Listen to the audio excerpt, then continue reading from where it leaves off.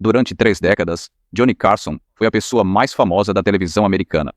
Após o Sunset, sentado atrás de sua mesa no The Tonight Show, da NBC, ele recebia astros de cinema, músicos, comediantes e políticos em milhões de lares pelo país. Seu programa parecia uma conversa de sala de estar muito confortável, acolhedora e natural. As pessoas confiavam nele. Eles se sentiram bastante seguros ao assisti-lo. Parecia representar algo de bom na América, com humor sem crueldade, charme sem arrogância, inteligência sem pretensão. Noite após noite, ano após ano, ele de fato ditou o ritmo da cultura pop americana. Para muitas famílias, terminar o dia com Johnny Carson era um ritual reconfortante e caloroso, mas a televisão é uma máquina do tempo. Quando olhamos para velhos episódios do The Tonight Show, vemos mais do que apenas rotinas de comédia e fofocas de celebridades. Vemos um registro de como a América pensava, falava e se comportava durante um período de mudanças massivas, especialmente quando se tratava de raça. As décadas de 1960, 1970 e 1980 foram décadas em que o país discutiu com veemência sobre direitos civis, igualdade e o que significava realmente ser. Antigas formas americanas de pensar sobre raça. Ideias que haviam sido comuns, aceitas por gerações, passaram a ser desafiadas abertamente e com vigor. O programa de Johnny Carson refletiu essa tensão. Era um lugar onde pessoas famosas às vezes deixavam a guarda baixar. E você me conhece. Adoro multidões. Quer dizer, quando era criança, minha casa estava sempre cheia. Havia gente por perto. Você sabe. Venho de uma família grande, antiga, trabalhadora e estúpida. É disso que sou. O formato longo do programa. Muitas vezes dura 90 minutos ou mais, e seu estilo de conversa era descontraído, o que deixava os convidados menos roteirizados que em outros programas. Às vezes, momentos revelavam atitudes que pareciam fora de passo com as mudanças. Atitudes que, aos padrões de hoje, são claramente racistas ou machistas ou profundamente insensíveis. O próprio Carson era uma figura muito complexa nesta história. Ele não era um ativista. Não usava seu programa como um palco para causas sociais. Seu trabalho era entreter, fazer as pessoas rirem e assistirem, mas ele não era cego ao mundo que mudava ao redor dele. Quem trabalhou com ele diz que, em geral, ele era mais aberto a questões raciais do que muitos de seus pares em Hollywood no começo. Mas suas ideias mudaram devagar, e ele ficou sempre limitado pela necessidade de manter seu imenso público satisfeito. Não era perfeito pelos padrões atuais. Às vezes, ele ria de piadas que não deveria ter rido. Ele, às vezes, tolerava comentários ofensivos, mas também ficava desconfortável com certos tipos de humor e com alguns convidados. Com o passar dos anos, o maior desafio era o convidado dele mesmo. Hollywood estava cheio de estrelas famosas e queridas, que haviam construído suas carreiras em uma era passada. Uma era em que piadas racistas eram comuns nos clubes de comédia, quando atores negros tinham papéis estereotipados. Quando a linguagem ofensiva era usada de forma casual, nos bastidores e às vezes até no palco, essas pessoas não eram figuras marginais. Eram celebridades de primeira linha, ícones históricos como John Wayne, Bob Hope e Red Skelton. O público americano adorava cancelá-los ou envergonhá-los publicamente. Não era de fato uma opção para Carson, mesmo. Isso teria destruído o apelo do seu programa e provavelmente a sua carreira. Ele teve de trilhar o meio termo. Ex-funcionários da NBC e os roteiristas do programa de hoje descreveram Carson como mestre dos sinais sutis. Ele raramente confrontava convidados sobre comentários ofensivos. Ele acreditava firmemente na cortesia. Ele permitia que as pessoas salvassem a face, mas encontrava outras formas discretas de demonstrar desaprovação. Ele pode dar um sorriso firme e contido, em vez de uma risada calorosa. Sua fala pode mudar, inclinando-se levemente para trás e cruzando os braços. Pode mudar o assunto, com uma piada preparada ou uma pergunta. Às vezes, ele dá instruções mais contidas e firmes nos bastidores. Vamos evitar esse assunto hoje à noite. Ou, talvez pule essa história antiga. Em casos extremos, trechos que sofreram críticas fortes podem sumir das reprises. Não foram gestos grandiosos. Eles eram pequenos atos de resistência, silenciosos, contra atitudes que ele considerava cada vez mais inaceitáveis. Essa mesma tensão entre prestar homenagem às lendárias figuras do entretenimento e rejeitar suas visões prejudiciais moldou grande parte do reinado de Carson. É a atenção. A própria América ainda luta hoje em dia.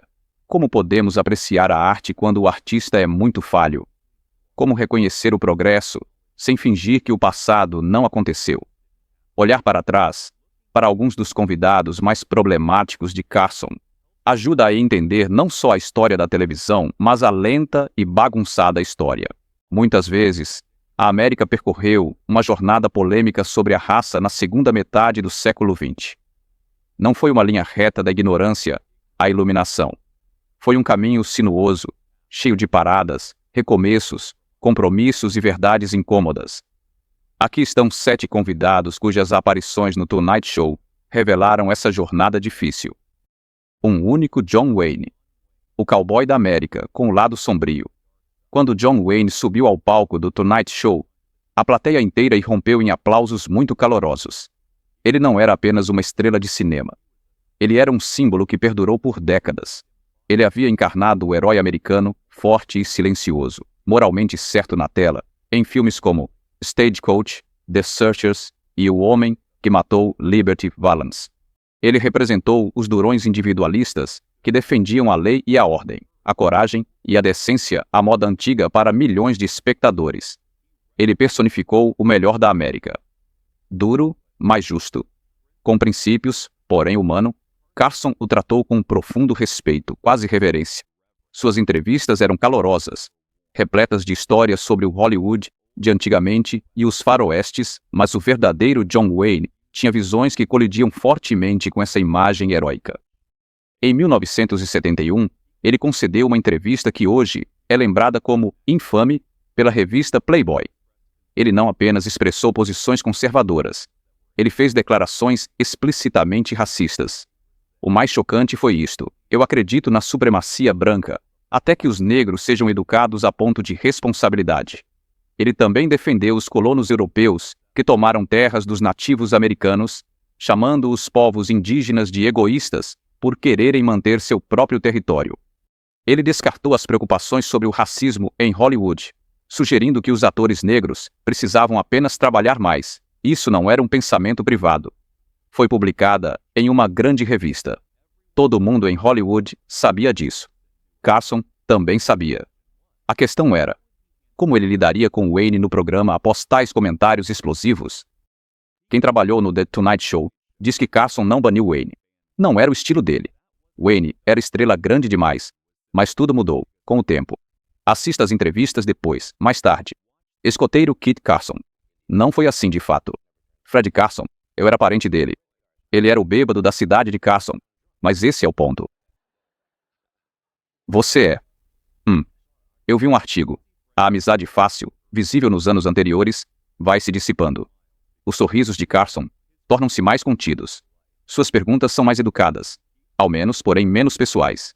Ele mantém a conversa centrada em filmes, na carreira de Wayne e em assuntos seguros. Há uma frieza bem perceptível. O calor se foi. Ele nunca desafiou Wayne diretamente sobre a entrevista da Playboy no ar. Ele nunca disse: "Como você pode dizer isso sobre pessoas de pele negra?" Mas a sua linguagem corporal dizia tudo. Ele criou alguma distância.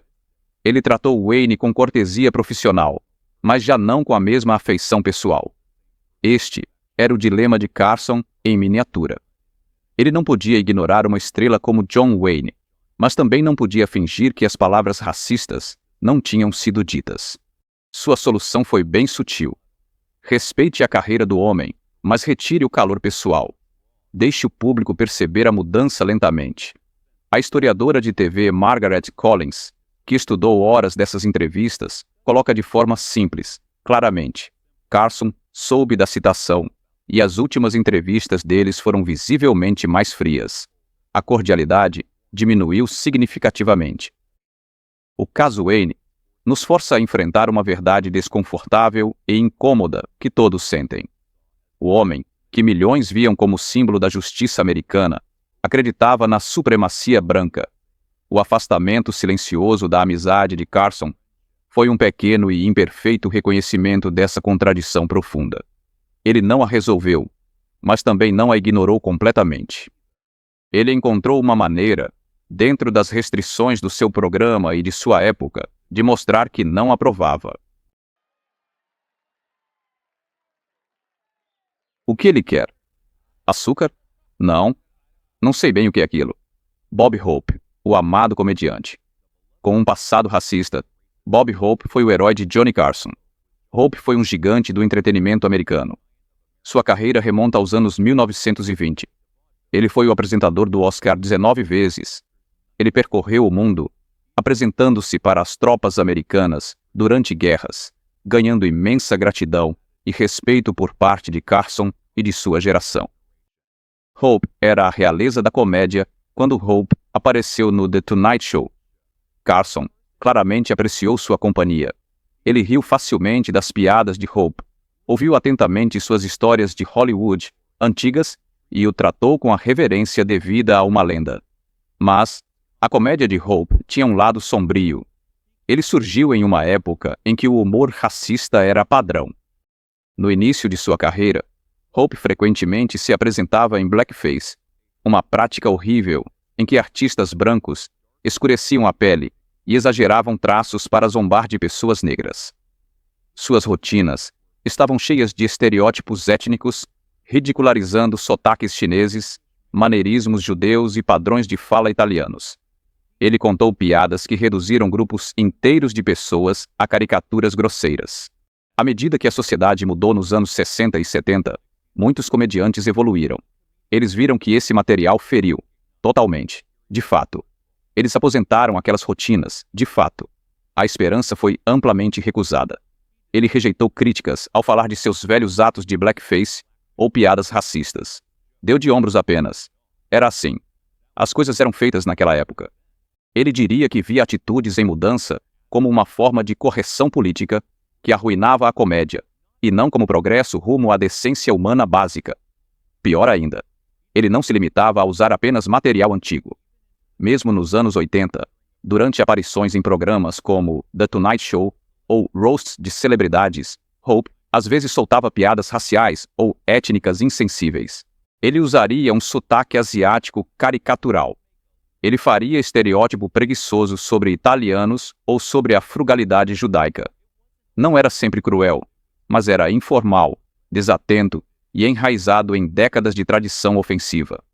Carson lidou com Hope com muito cuidado. Ele nunca o repreendeu ao vivo. Ele nunca disse que a piada é racista. Bob, isso teria sido constrangedor. Hope era amado demais, importante demais, mas veja as fitas quando Hope contou uma dessas piadas étnicas antigas. A reação de Carson mostrou que ele não ria com a mesma força que ria das piadas não raciais de Hope Sharper. Frequentemente ele sorria, pequeno e contido. Às vezes ele intervinha com uma pergunta de acompanhamento para mudar o assunto. Então, Bob, ouvi dizer que você acabou de voltar da Casa Branca. O que o presidente disse sobre sua última viagem da usou? Foi uma aula magistral de redirecionamento. Uma forma discreta de dizer que eu ouvi isso. Não acho graça nisso. E vamos em frente. Um ex-executivo da NBC, que trabalhou de perto com os dois, lembrou que Johnny sorriu, mas ele sabia que as velhas piadas não eram mais engraçadas. Carson respeitou as imensas contribuições de Hope. Ele prestou homenagem ao homem que abriu o caminho para ele, porém também reconheceu que partes do ato de Hope haviam se tornado relíquias tóxicas. Sua solução não foi confronto. Foi suave, persistente, desviando-se de conteúdo nocivo. Ele deu a Hope espaço para ser a lenda, mas sutilmente desencorajou o pior dos velhos hábitos. Não era uma prestação de contas perfeita, mas, no contexto da televisão noturna dos anos 70 e 80, era uma forma de resistência silenciosa pela manhã. Eu te digo, você não tira muita luz disso. Não, às 6:30 da manhã. Não. Mas eu fui para a cama. Fui à sua casa jogar tênis uma vez. E, 3. Também.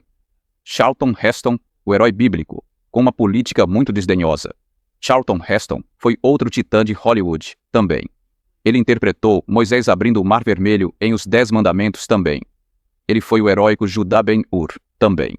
Ele estrelou como o astronauta que também descobre a Estátua da Liberdade em ruínas no planeta dos macacos também.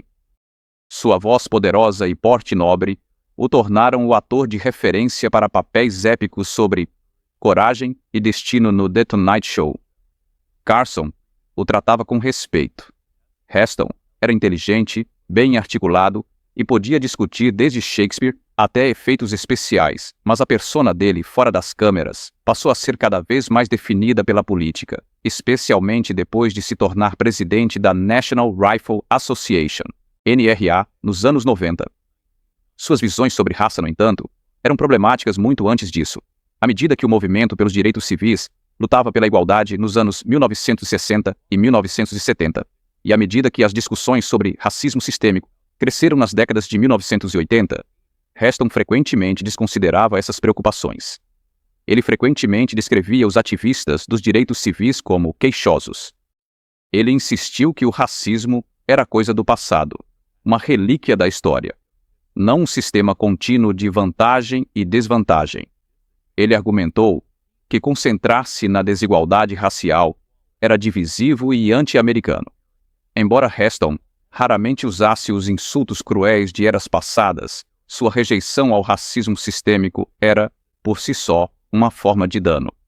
Isso minimizava as lutas reais dos afro-americanos e outras minorias no cotidiano: moradia, empregos, educação e encontros com a polícia.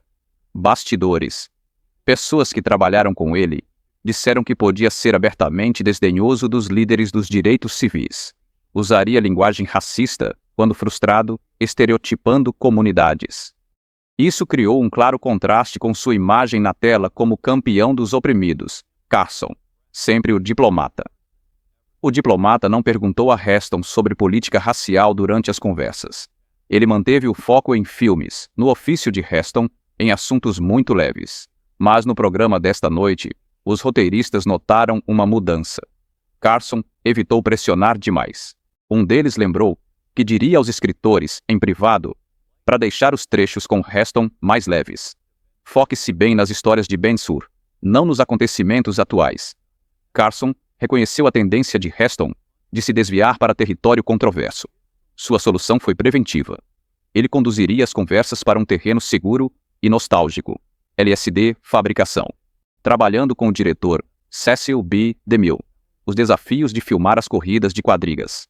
Era já uma forma de prestar homenagem a Heston, o ator, ao mesmo tempo em que se reduzia o tempo de tela para Heston, a voz política controversa, especialmente em questões raciais. Essa abordagem destaca uma parte-chave da estratégia de Carson.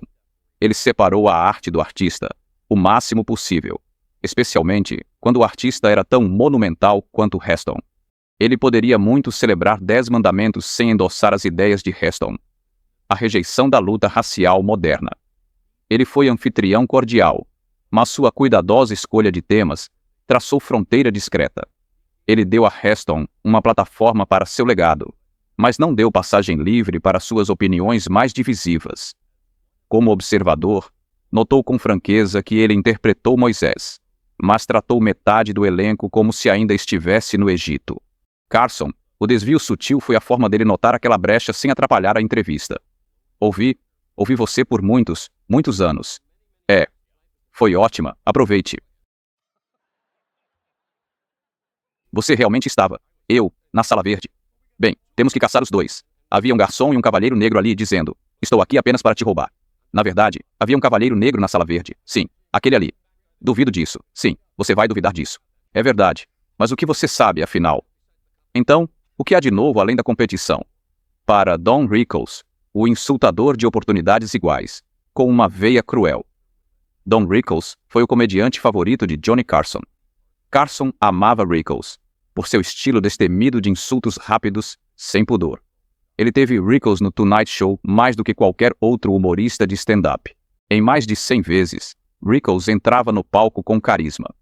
Olhava para Johnny com nojo fingido, escarnecedor, e lançava uma barragem de piadas sobre a idade de Carson, seus divórcios e suas raízes no Nebraska. O público adorava, sem descanso. Carson adorava. Ele soltava gargalhadas estrondosas.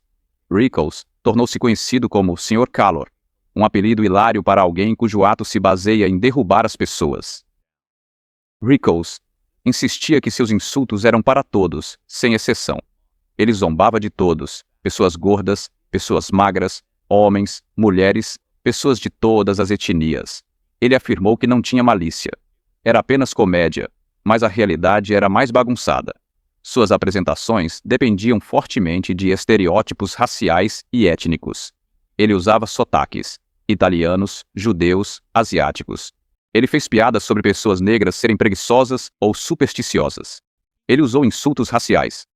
Famosamente, durante uma apresentação de stand-up diante de Sammy Davis Jr., um amigo próximo de Carson e frequente convidado do Tonight Show, Rickles o chamou de Spear Chucker. Chucker Davis, conhecido por sua calma sob pressão, riu disso publicamente. Ele e Rickles permaneceram amigos, mas isso não apaga a feiura da palavra.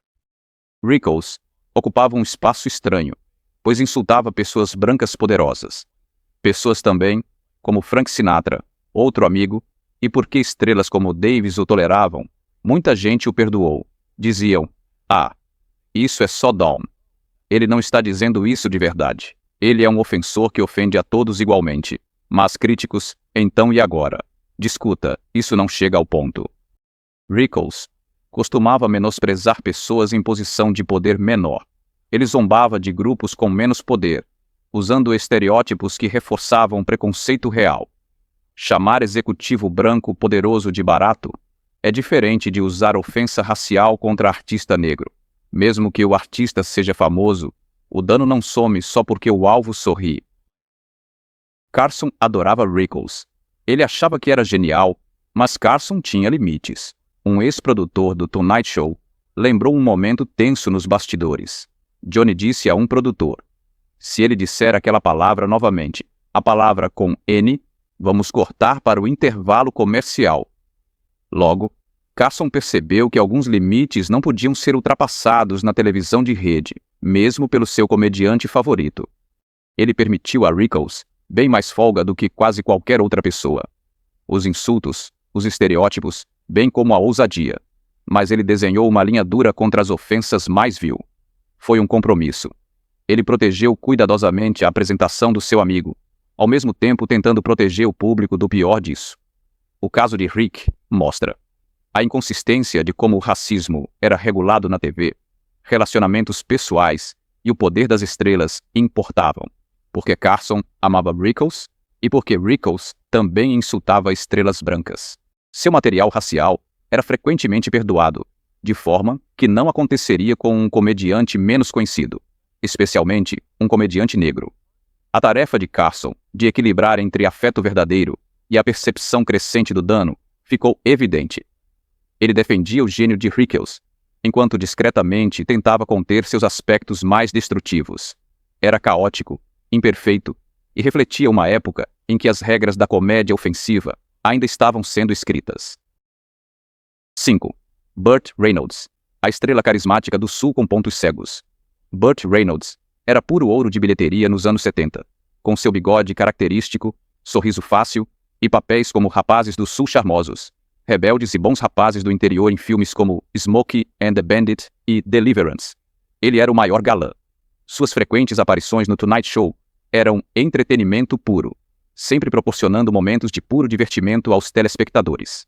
Ele contou histórias hilárias sobre contratempos em Hollywood, fez imitações autodepreciativas e encantou Carson na plateia com facilidade. Ele parecia moderno, tranquilo e inclusivo. Mas Reynolds cresceu no sul segregado, Lansing, Michigan e depois na Flórida.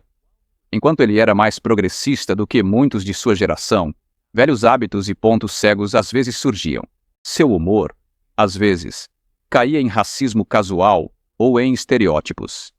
Ele soltava piadas sobre as habilidades de direção de pessoas negras, ou usava sotaques exagerados para efeito cômico, apenas.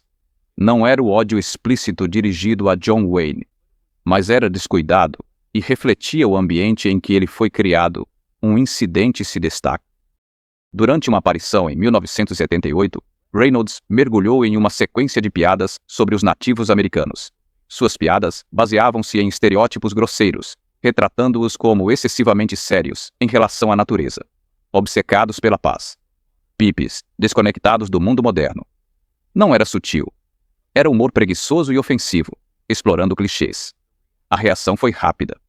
A NBC recebeu centenas de cartas de reclamação, um número grande na era pré-internet.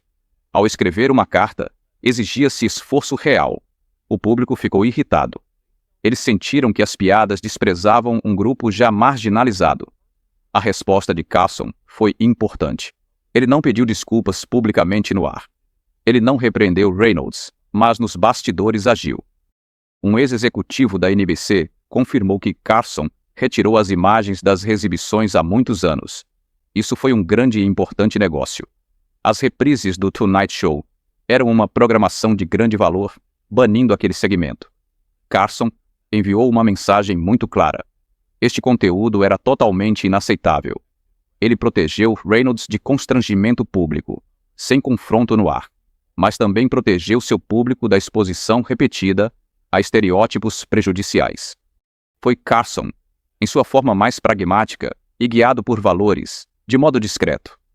O caso de Reynolds é interessante, pois o racismo não era parte da sua identidade, como era para John Wayne ou para Bob. Espero que tenha sido uma falha, um ponto cego em uma personalidade geralmente agradável. Carson pareceu reconhecer isso. Ele não afastou Reynolds. Eles permaneceram bem amigáveis. Ele apenas garantiu que esse erro não fosse repetido sem fim, fixando essa imagem na mente pública como a de um crítico. Para ser direto, ele era de fato um galã até abrir a boca. A solução de Carson. Editar a fita foi uma maneira de reconhecer o tropeço sem destruir o relacionamento. Mostrava que ele ouvia as sensibilidades atuais em evolução do público. Mesmo assim, corrigir discretamente uma estrela não o detinha. Ele gostava de Red Skelton, a lenda do vaudeville que defendia um passado tóxico. Red Skelton era um museu vivo da comédia americana. Sua carreira começou nos anos 30 no vaudeville. Ele foi uma enorme estrela no rádio na década de 1940.